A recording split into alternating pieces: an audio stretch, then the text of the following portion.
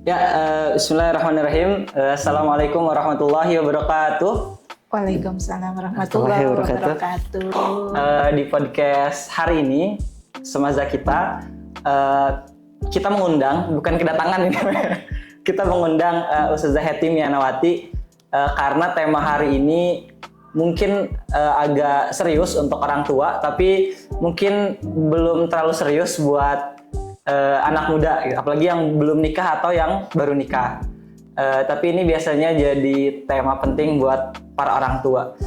Dan sudah ada Ustazah Hetty Mianawati. Ya, Ustazah Hetty ini, damang Ustazah?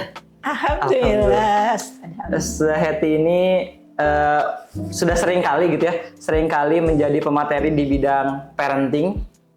Tapi Ustazah, sebelum kita masuk Ustazah ke tema kita parenting hari ini, mungkin apa pesan yang Ustazah mau sampaikan di tahun baru 2025? Secara umum boleh, belum tentang parenting. Parenting, ya. 2025 ada satu garis waktu ya. Kita punya garis waktu masa lalu, masa kini, dan masa depan.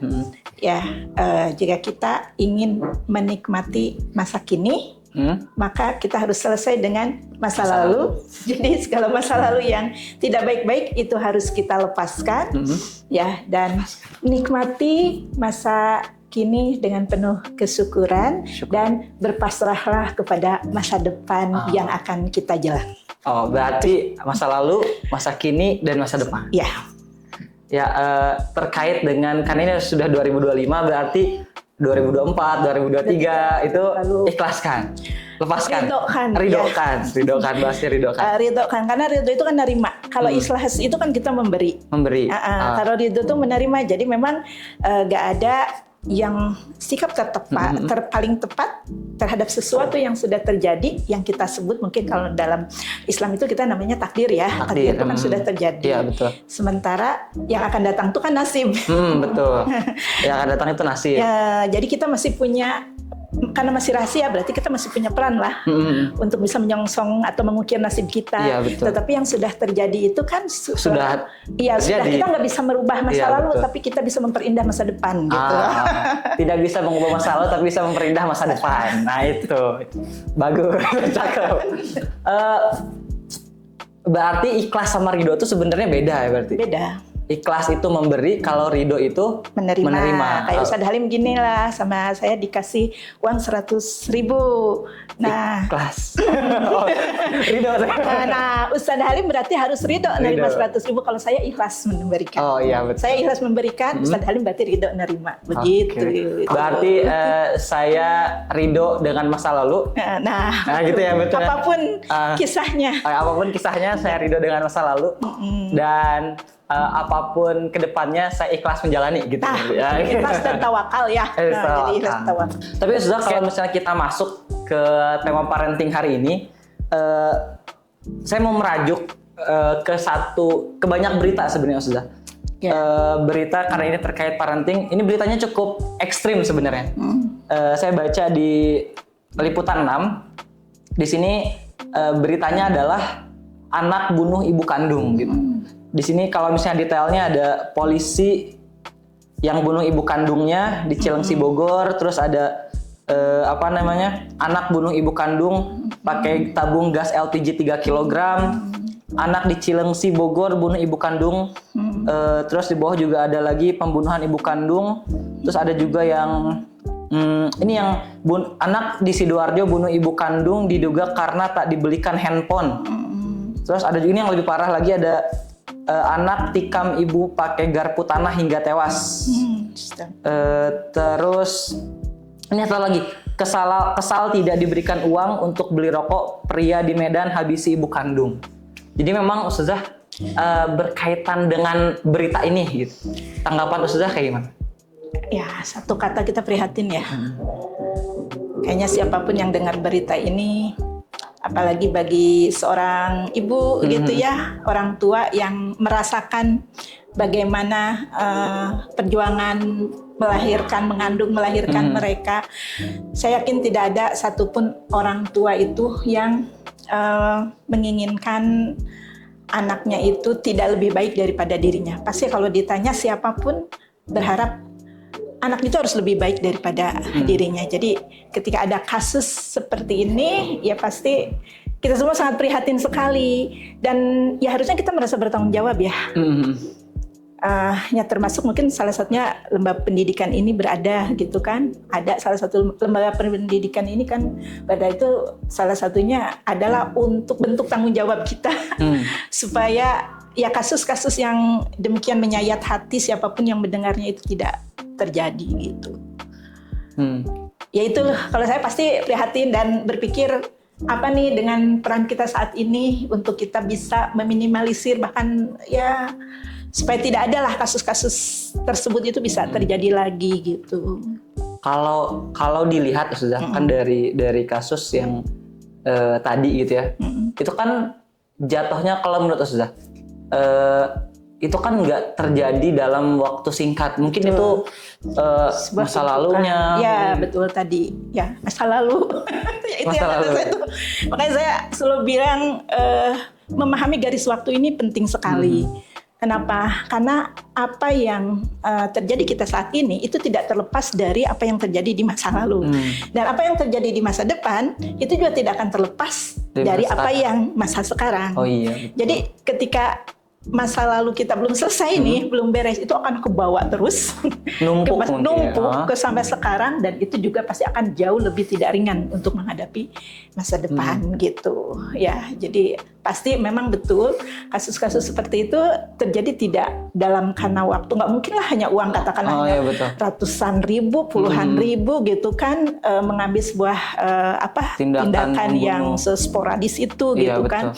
Kalau itu tidak terkait dengan satu beban-beban mental yang belum terselesaikan. Dan Ustadz, ini memang dirilis ya dari Kementerian Kesehatan Indonesia saat ini tuh memang masyarakat Indonesia tuh saat ini udah 20% itu mereka terganggu mentalnya gitu. Terganggu mentalnya? Iya, artinya mentalnya nggak baik-baik saja gitu kan. Ya bari siapa saja ya, mungkin kayaknya kalau 20% gitu kan, kalau kita ada 100 orang, 20% itu sebenarnya udah betul. Kena, yaitu yang penyakit-penyakit mental itu kan seperti depresi gitu kan ya, bahkan sebenarnya stres itu dibutuhkan sama kita ketika sekali-kali, tetapi ketika stres yang tidak selesai gitu kan, maka dia akan menumpuk ya, lama-lama jadi depresi, lama-lama juga akhirnya bahkan jadi psikosomatik, jadi anxiety gitu kan.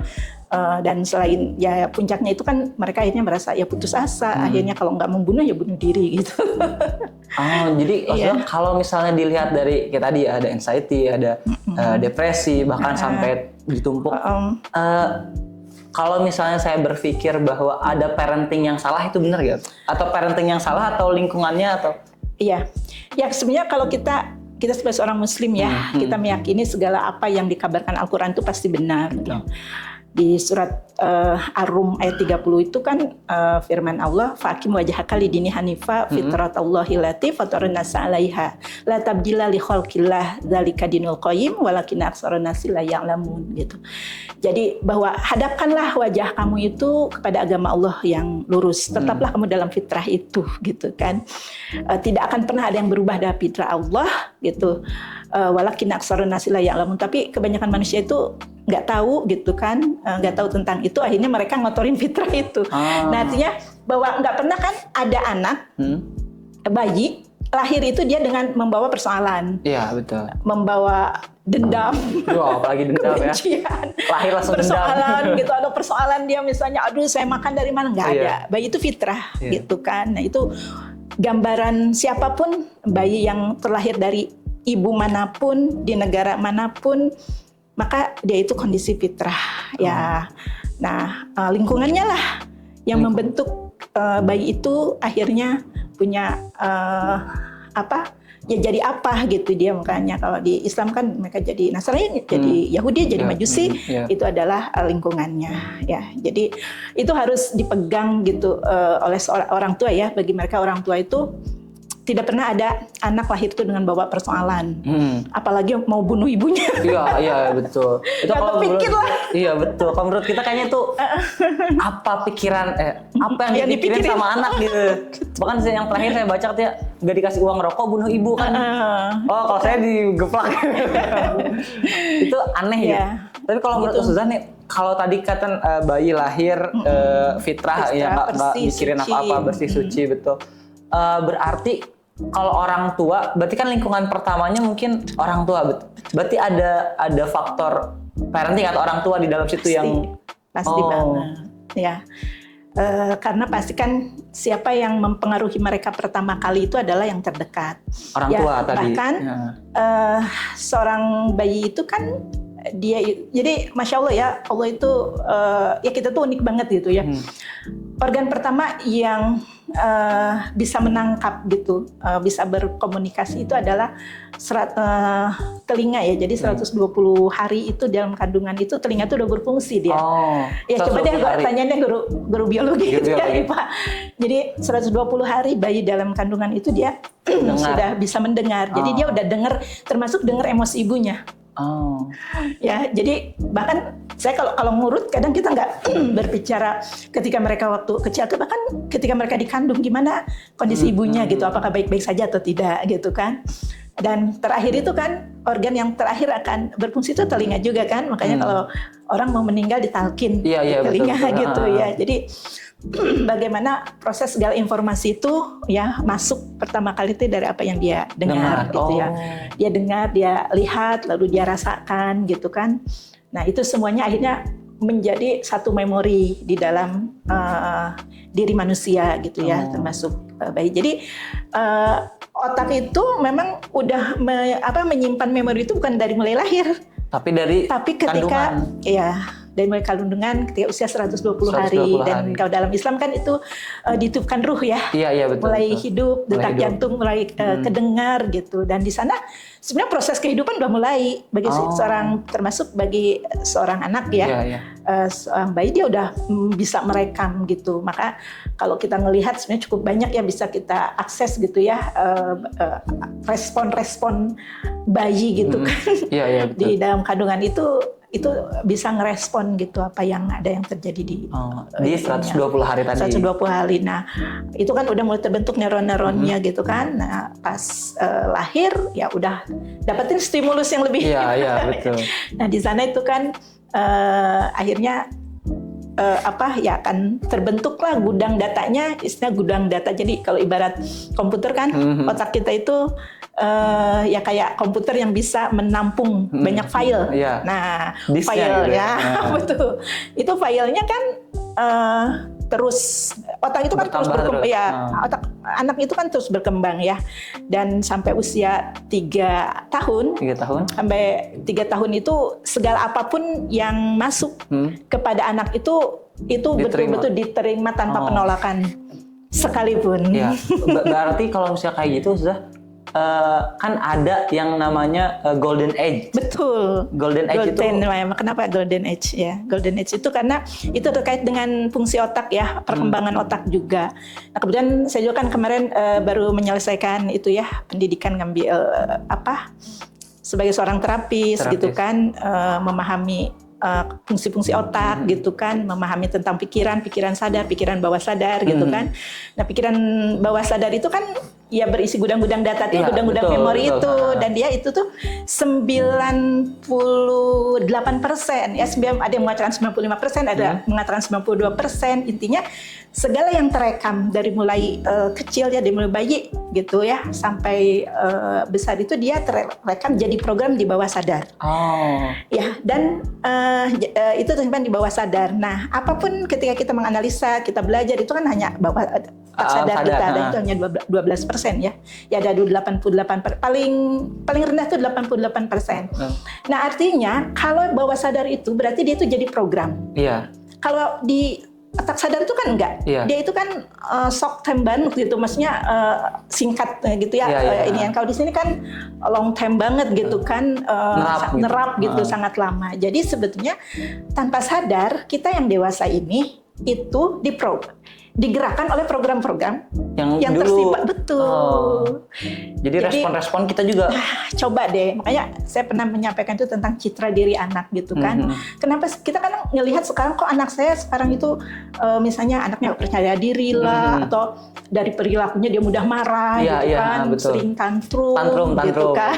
Ya. Sekarang banyak banget tantrum dan sebagainya. Ya, sebenarnya kita nggak bisa melihat di waktu 1-2 hari, seminggu 2 minggu, enggak gitu. Kadang kita harus narik ke masa lalu gitu. Apa yang terjadi di masa lalunya. Kadang kita harus ngelihat, bahkan bisa jadi kita urus bagaimana ketika ibu hamil anak itu gitu kan. Gimana treatment ketika hamil gitu. Ya, apakah ibu happy gitu kan. Iya, betul. Ini kadang makanya bukan hanya ibu, bapak juga harus betul. ini ya. Biasanya kebanyakan yang bikin stres orang ibu itu kan suami. Astagfirullahaladzim, para suami. Saya juga. Kayak bapak-bapak itu kayak itu ya.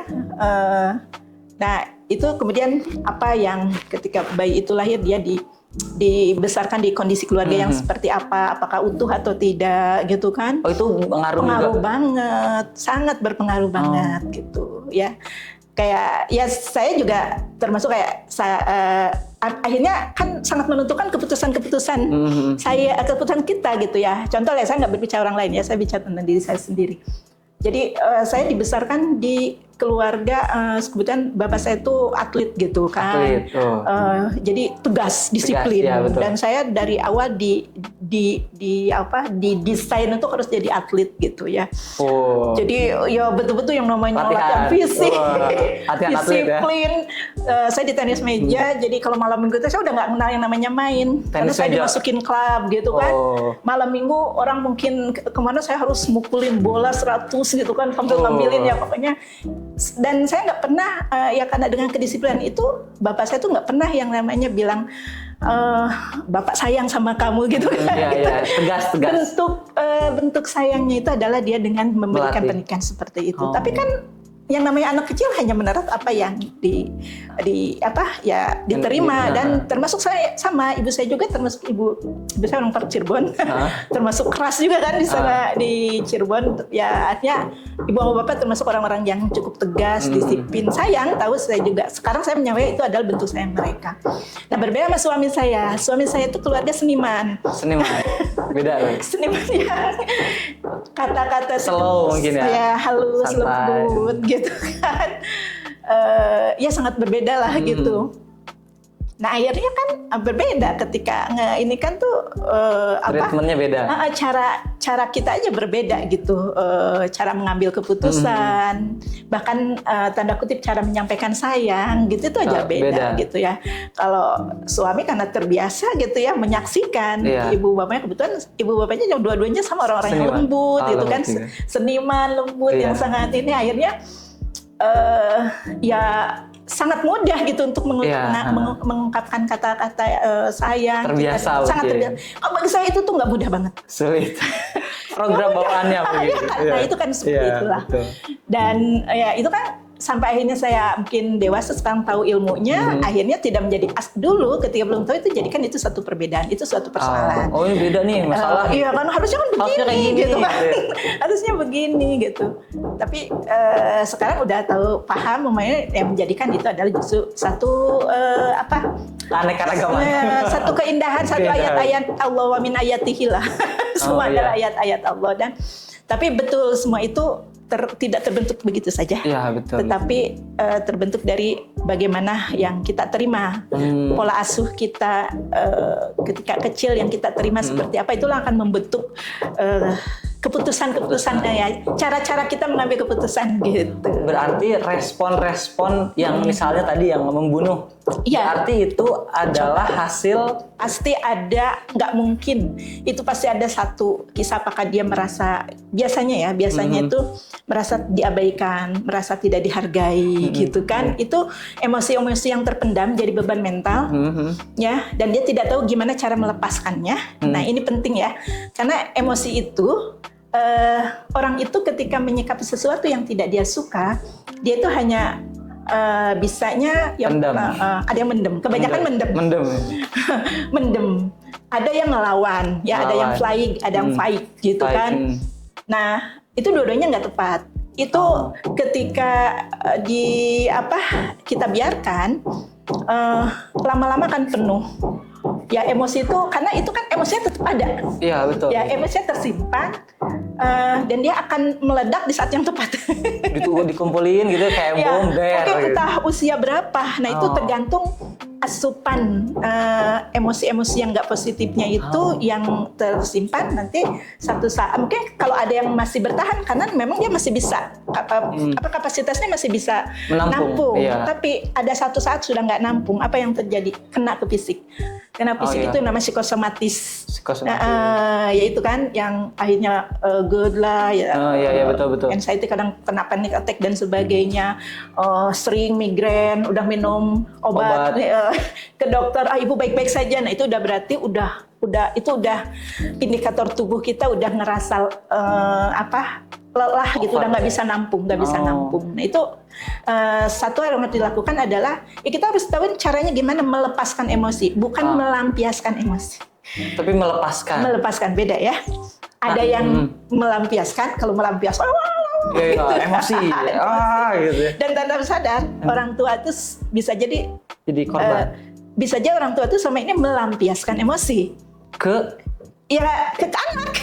Ke anak. Kalau orang tua ke anak. Iya, orang tua ini ke sekeliling ya. Kalau ke sekeliling kan kalau di keluarga ya pasti orang-orang terdekat ya. Biasa yang jadi korban itu kan orang terdekat.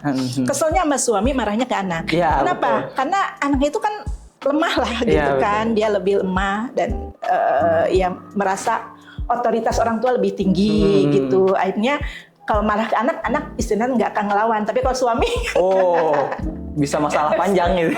Ya jadi itu yang biasanya akhirnya makanya saya suka melihat ketika anak-anak seperti itu sebenarnya ya mereka lebih ke korban lingkungan sih. Korban lingkungan. Nah cuma ini yang memang Ustadz Halim nih ya, yang tantangan orang tua saat ini beda dengan tantangan orang tua dulu.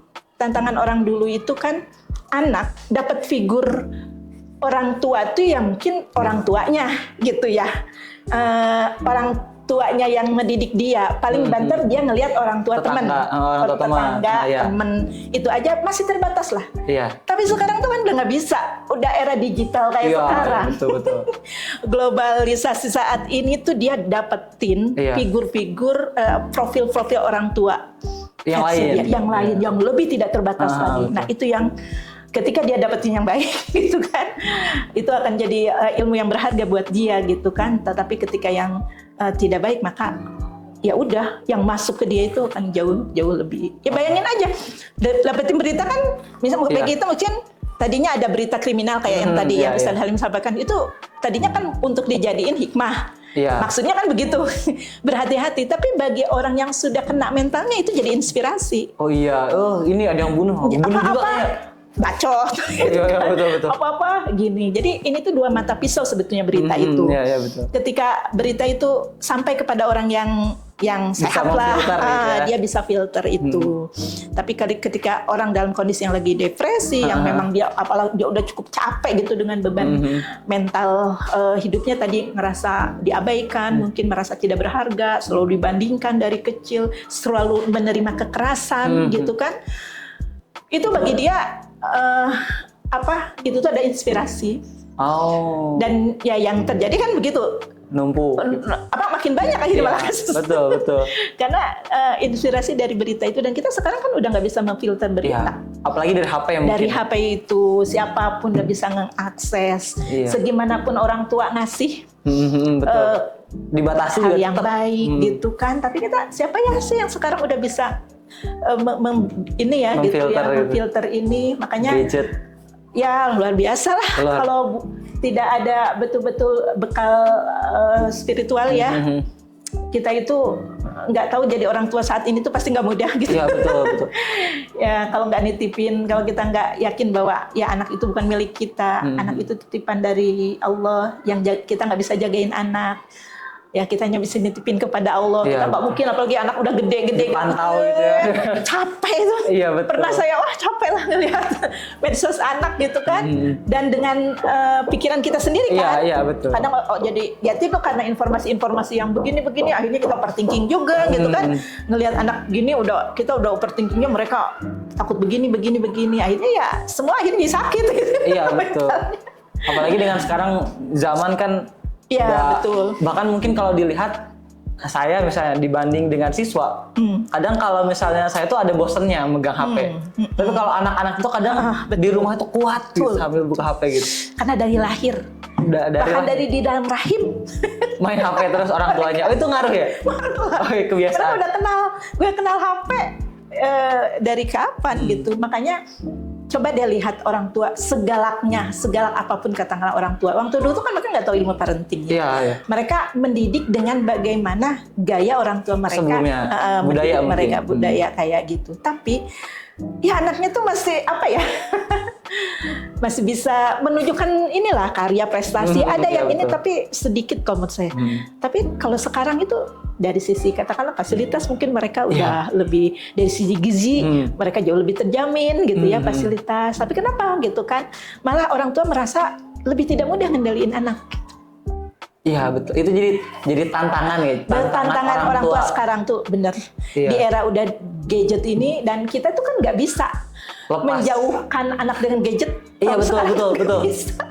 Bahkan anak SMA tuh ada yang waktu kemarin bagi rapot saya ngobrol sama orang tuanya, saya bilang ke orang tuanya, Bun, anaknya suka pengen banget HP gitu. Terus ternyata sama di rumah juga kebanyakan main HP. Jadi memang tantangan terbesar tuh ini sebenarnya. Kalau nggak bisa dipakai dengan manfaat. Betul. Maksudnya dijauhkan nggak bisa. Betul. Tetapi bagaimana mereka bisa cerdas ya menggunakan HP ini, dan ya saya sih berharap orang tua jangan putus asa gitu ya. Ya inilah tandanya bahwa Allah lagi ngasih ilmu dan jadi harus siap untuk belajar lagi jadi orang tua. Oh iya. Oh jadi sebenarnya ilmu parenting aja berkembang terus berarti. Pastilah berkembang terus tapi ada hal-hal yang cukup mendasar sebetulnya yang pada intinya tidak akan pernah berubah gitu ya. Karena setelan manusia dari dulu sampai sekarang sama lah Allah ciptakan itu. Yang berbeda kan stimulusnya itu yang diterima oleh anak gitu. Betul. Ya yang dulu kan untuk dapetin hiburan itu hanya TV, nggak ada gadget, TV, radio gitu ya. Dan itu butuh juga waktu, nggak selalu setiap saat. Betul. Artinya stimulus yang masuk kepada anak itu kan bisa lebih terbatas lah. Kalau sekarang nggak tanpa batas kan? Iya sekarang 24 jam bahkan. 24 jam dan akhirnya kita nggak pernah tahu program-program apa yang ada dalam diri anak-anak itu, gitu. Kalau misalnya ilmu parenting itu kan berkembang sesuai zaman. Karena kan zaman sekarang udah di SMA tuh sekarang lagi Gen Z. Iya betul. Gen Z. Dan tahun 2021 itu lahir generasi Alpha. Jadi memang pasti beda lagi kan kalau milenial dikenal dengan katanya pejuang, mau bekerja keras. Kalau Gen Z dikenal dengan generasi strawberry katanya, cantik tapi lembek, lemah gitu, daya juang kurang. Nah, sekarang lagi 2020 yang sekarang lahir gitu ya, umur 1, 2, 3 tahun, katanya lahir generasi Alpha. Nah, berarti sesuai dengan generasinya yang baru lahir, otomatis parenting juga pasti harus terus berkembang dong gitu. Ya, tapi sebetulnya kalau saya sendiri itu kan gimana persepsi ya. Realitanya emang Gen Z itu seperti itu, sobek dan sebagainya. Tetapi kalau saya ketika kita masifkan, kita masifkan tentang generasi strawberry itu tuh malah menjadi jadi kekuatan yang jadi itulah yang akhirnya terjadi gitu. Yang diserang sama Gen Z dan akhirnya mereka saya udah lemah gitu. Iya itu jadi kalau saya kita harus justru bijak juga ya, jangan sampai justru kita sendiri yang memasifkan itu. Kita pasti kan kita masih punya harapan untuk masa depan itu gitu kan, dan masyarakat harapan itu ditentukan dengan pilihan sikap kita saat ini gitu. Ketika dalam mindset kita, Gen Z memang gini, Gen Z memang dimaklumi. Iya, itu tuh kita seolah lagi memancarkan seperti itulah gitu. Nah, justru kita harus jadi orang-orang yang tetap untuk bisa optimis gitu kan, dan kita nggak usah itu kan jadinya labeling ya. Iya, labeling yang nggak positif gitu. Jadi kayak udahlah lemah mereka gitu. Iya, nah itu hati-hati kan, itu sekali lagi labeling itu kan membentuk citra diri gitu kan, citra diri anak. Coba deh anak yang katakanlah yang percaya diri gitu kan, anak yang memang bisa berprestasi, anak itu dia karena terbentuk dari bukan dari lahir udah kayak gitu, enggak, tapi dia terprogram. Terproses itu lama gitu ya. Terproses. Saya aja 4 anak itu kan udah beda-beda itu pada lahir dari rahim yang sama. Iya betul. Itu bisa beda gitu kan, apalagi mungkin ya demikian banyak anak yang terdidik katakanlah dari orang tua yang punya anak, dia nggak punya visi gitu kan, punya anak ya punya anak aja gitu, dibesarkan biasa status aja gitu. Biasa aja, nggak punya visi keluarga, nggak punya visi kepada anak. Saya yakin ya orang tua yang masih memiliki satu visi untuk keluarga, untuk anaknya itu, walaupun mungkin dia mengalami turbulensi, mungkin anaknya katakanlah ada tidak baik-baik saja, tapi pasti kembali. Kalau misalnya ada visi itu. Selama masih punya visi dan selama konsisten dalam visi itu, anak-anak itu pasti kembali. Oh, berarti yang paling pertama untuk mengarahkan anak adalah visi dari ayah ibunya ya, berarti. Betul. Kalau misalnya ayah ibunya punya visi, anaknya ingin misalnya hafal Quran gitu. Berarti ya, visinya, makanya kita sebenarnya tanyain aja. Orang tua punya visi apa terhadap anaknya, karena visi itulah yang akhirnya doa-doa yang kita langitkan kepada Allah itu iya, betul. Konsisten kita lakukan gitu. Dan sebenarnya kalau kita sebagai seorang muslim gitu ya, Allah sudah ngasih ya visi umum keluarga itu di surat At-Tahrim ya, ku anfusikum wa ahlikum. Nah, yaitu ngejaga anak, ngejaga keluarga kita tuh dari neraka gitu. Itu kan umum. Tinggal kita sendiri yang ngembangin gitu kan. Maksudnya nanti lebih definitifnya seperti apa. Tapi apapun itu yang penting selama bukan neraka. Jangan gitu. Ya, betul. Ya, jadi pokoknya kalau belum neraka, selama bukan neraka berarti aman gitu loh. Iya, betul. Gitu aja kalau saya prinsipnya jadi gitu. Selama ini tidak neraka, maka aman. Jadi saya ngasih katakanlah satu kebebasan kepada anak-anak untuk memilih gitu kan. Yang penting saya kalau ketemu anak-anak selalu itu aja yang saya sampaikan. Yang harapan gitu kan, kita tuh bisa tidak sebagai anak biologis saja gitu kan, tapi bisa menjadi anak yang dalam ikatan keimanan gitu ya, karena hanya itu yang akan bisa mengumpulkan kita di surga Allah gitu kan ya. Dan kita jadi orang tua itu jangan fobi dengan kesalahan anak. Ya, karena itu satu hal yang biasa. Dulu saya ketika belum paham, itu kayaknya kalau anak melakukan kesalahan tuh nggak boleh gitu kan, hukum. Tapi saya sekarang ya, kita mudah-mudahan bisa jadi orang tua yang jauh lebih bijak gitu ya. Lebih bijak itu memahami diri kita manusia, memahami anak juga manusia. Kita bukan malaikat, pasti ada salahnya gitu ya. Ya, tinggal ya bagaimana kita untuk bisa memberikan, ya itulah semua berawal dari visi pasti ya. Jadi saya akan tanyakan ya, mungkin orang tua visi apa. Ketika tidak punya visi pasti nggak jelas. Iya, gitu. betul. Pasti kita terbentuk pada hal-hal yang apa ada, yang di hadapan ada apa, kita respon itu, nggak pernah membawa kepada visi. Visi yang dibawa orang tua. Terus Ustazah, kalau misal kan ada cerita juga beberapa, bahkan mungkin nggak cuman, pasti di beberapa SMA pasti banyak gitu ya. Ada kalau mungkin sekarang tren bahasanya tuh orang tua diatur sama anak, atau orang tua jadi orang tua tuh sama anak tuh justru orang tua yang harus nurut ke anak gitu. Bahkan orang tuanya tuh bisa dicap apa ya, permisif ya. Betul, kayak gitu. Jadi apa yang anak pengen ya penuhi sampai pas di satu fase anaknya itu justru mengancam ke orang tua. Kalau misalnya ini nggak dipenuhi, misalnya nggak mau misalnya kayak gitu, atau keluar dari sekolah, atau misalnya nggak mau lanjut. Nah, itu berarti itu hasil ini juga berarti.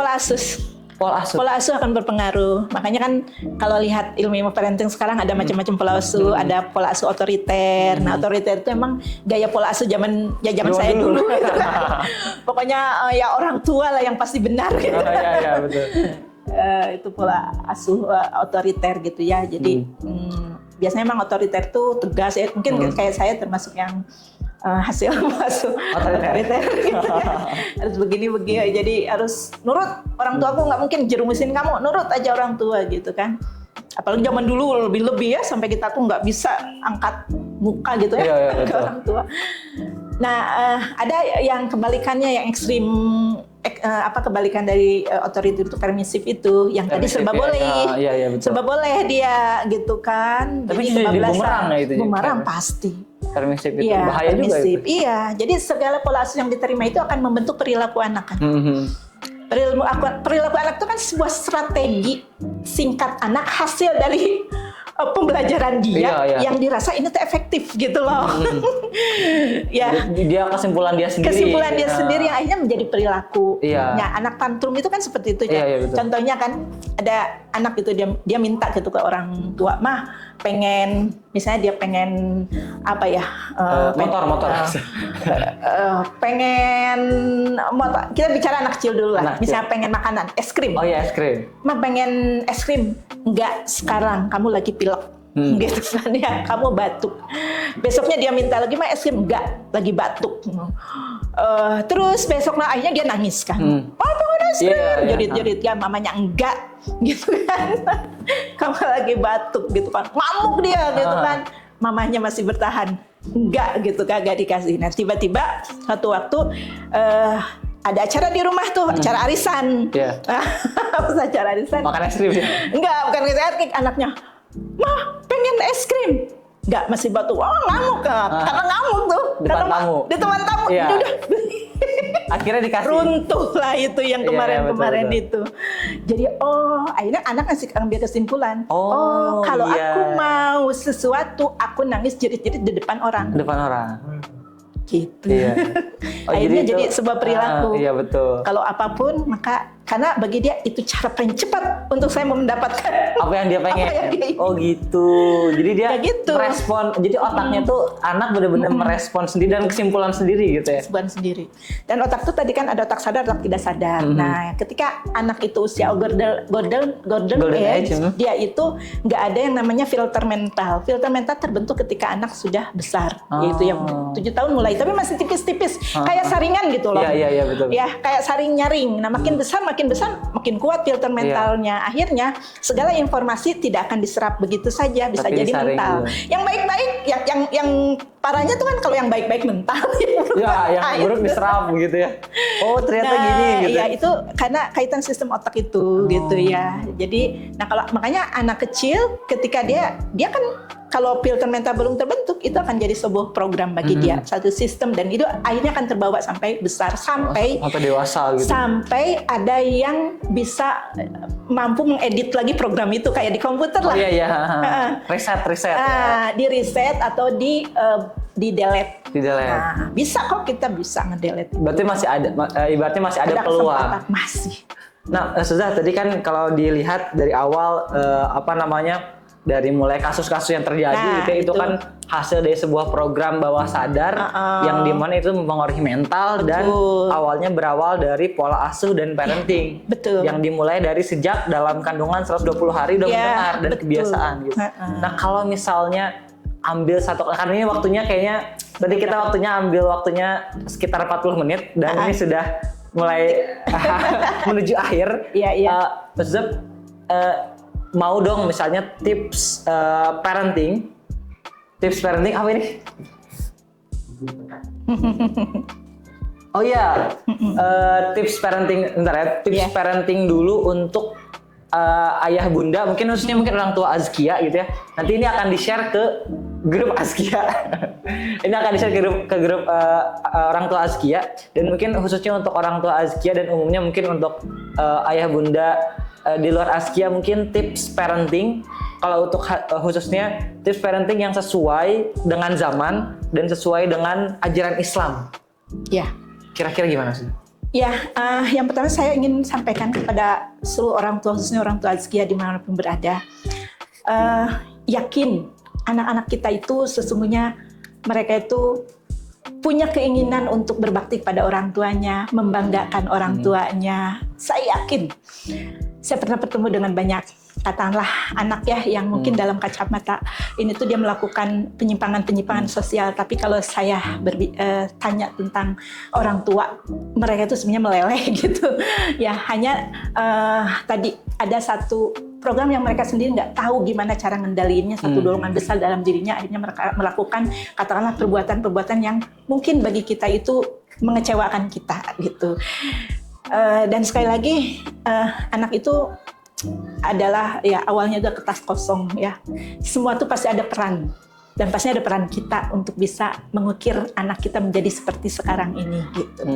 Jadi daripada berlelah-lelah nyalahin anak, lebih baik mari kita belajar lagi menjadi orang tua yang bisa membersamai anak ya, sesuai dengan apa yang kita harapkan ya, bahagia di dunia dan bahagia di akhirat gitu ya. Maka mari belajar jadi orang tua. Pastinya saya tidak bisa berbicara dalam waktu yang demikian sempit ya, seperti ini, tapi saya saja sekarang masih terus belajar gitu ya, karena setelah kita jadi orang tua kita harus belajar jadi seorang mertua. Dari seorang mertua kita harus belajar seorang nenek. Kita selama kita hidup akan terus belajar gitu ya. Jadi buka diri kita untuk siap belajar daripada kita terus bingung memikirkan gimana untuk merubah mungkin perilaku anak kita yang tidak sesuai dengan harapan kita. Ya, mudah-mudahan kita bisa ketemu juga di sesi parenting ya yang akan dilaksanakan tanggal 21 Januari nanti ya. Kita akan bahas itu gimana memutus rantai emosi yang tidak positif ya, beban emosi anak. Ya, emosi yang terbawa dari kita kepada anak-anak kita ya. Kita sama-sama belajar. Saya juga pasti banyak belajar dari ayah bunda semua. Itu mungkin. Iya, betul. Oh, berarti kesimpulannya adalah daripada berusaha untuk mengatur anak, menyalahkan anak, ya, lebih baik belajar. Segala tindakan kita itu harus karena kita punya ilmu. Oh iya betul. Jadi ajakan saya mau belajar, kita belajar terus aja jadi orang tua gitu ya. Dan lihatlah anak sebagai wamin ayatihi, ayat-ayat yang Allah hadirkan kepada kita. Sesungguhnya mereka adalah guru-guru kehidupan kita. Dari anak-anak itulah justru kita akan banyak belajar menjadi seorang yang sabar, menjadi seorang yang pemaaf, ya, menjadi orang yang selalu berlapang dada. Justru dengan kehadiran anak, yang pasti anak kita itu adalah anugerah yang Allah berikan kepada kita. Jangan sampai kita melihat mereka menjadi musibah dalam kehidupan kita. Selama kita masih bisa belajar, Allah akan tunjukkan jalan-jalannya, insya Allah. Masya Allah. Ya, itu luar biasa sekali. Ini saya sebagai orang tua baru ya, orang tua magang. Ini kan di sini saya host magang dan sekarang saya sedang jadi suami magang. Karena baru berapa bulan jauh sama Bu Hetty yang saya bertahun-tahun. Saya baru 29 tahun jadi orang tua. Baru 29 tahun. Ya, anaknya Ustazah Hetty sekarang teman main saya dulu. Ya, jadi memang parenting itu butuh ilmunya dan Masya Allah, kita tadi obrolan dengan Ustazah Hetty dari awal sampai akhir, sampai sekarang ini berakhir bukan karena habis obrolannya tapi karena waktunya.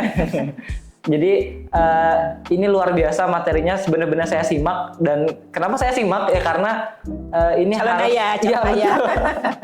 saya harus menyimak itu karena jujur sudah yang saya pikirkan sekarang ketika jadi suami dan mungkin suatu saat nanti punya anak, yang paling saya takutkan adalah gimana kalau misalnya nanti anak saya misalnya hidup di zaman yang berat dan menjadi justru bukan jadi anak yang soleh-solehah gitu.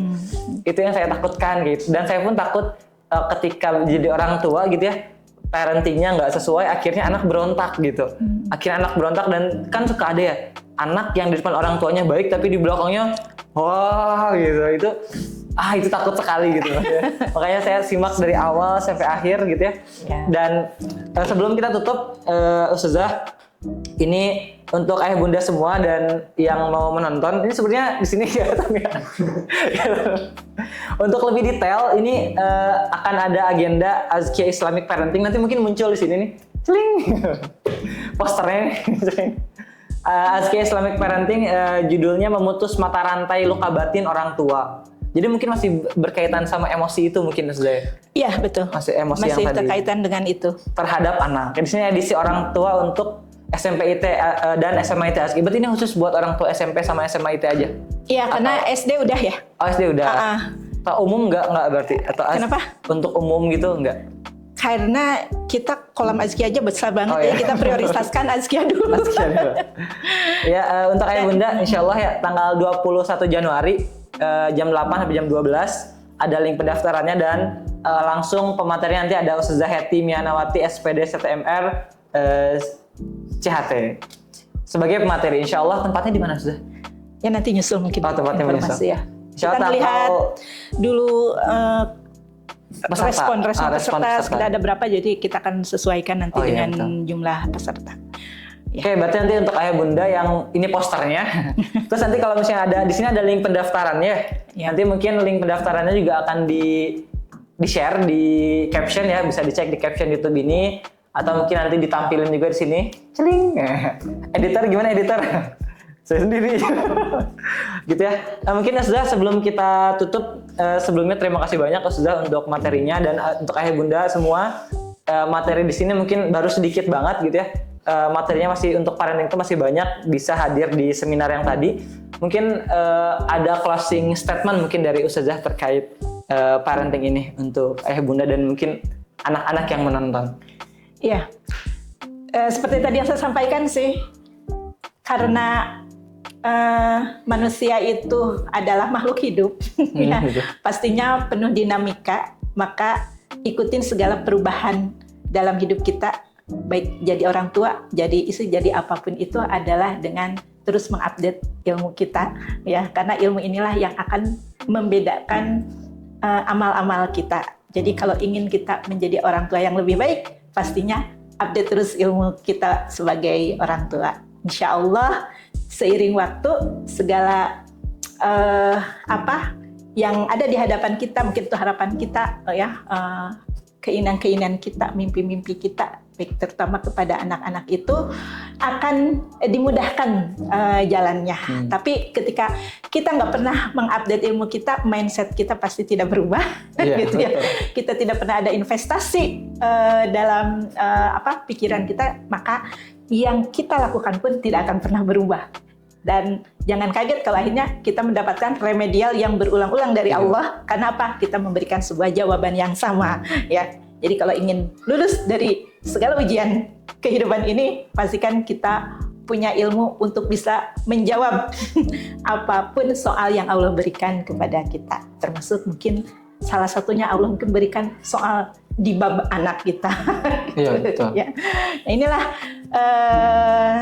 kesiapan ini ya, buat para orang tua, kesiapan untuk terus belajar, itu yang akan membuat kita akhirnya memiliki satu amal yang berbeda juga, satu respon yang berbeda juga. Ya, selamat untuk seluruh orang tua semua yang memiliki keinginan untuk menjadi orang tua pembelajar, bukan hanya guru pembelajar aja. Orang tua pembelajar ya. Bismillah. Ya, Masya Allah, terima kasih Ustazah. Terima kasih banyak atas waktunya, ilmunya, dan mungkin terima kasih buat siapapun, ayah bunda atau siswa atau siapapun yang sudah menonton video ini. Jangan lupa untuk subscribe, wajib ya. Keluarga Azkia wajib subscribe. Dan mungkin bisa di like, dan insya Allah kita akan bertemu lagi di next video podcast. Insya Allah kita akan mengagendakan lagi video yang insya Allah akan selalu as always valuable gitu ya. Jadi kita akan men-share ilmu-ilmu gitu ya di podcast ini, dan semoga podcast ini menjadi podcast yang bermanfaat. Sekali lagi terima kasih Ustazah atas segala ilmunya, Ustazah Hetty Mianawati, dan saya host magang. Host magangnya sendirian karena satu laginya di belakang kamera ya. Host magang, sekian, terima kasih banyak, semoga bermanfaat. Wabillahi hidayah. Assalamualaikum warahmatullahi wabarakatuh. Waalaikumsalam warahmatullahi wabarakatuh.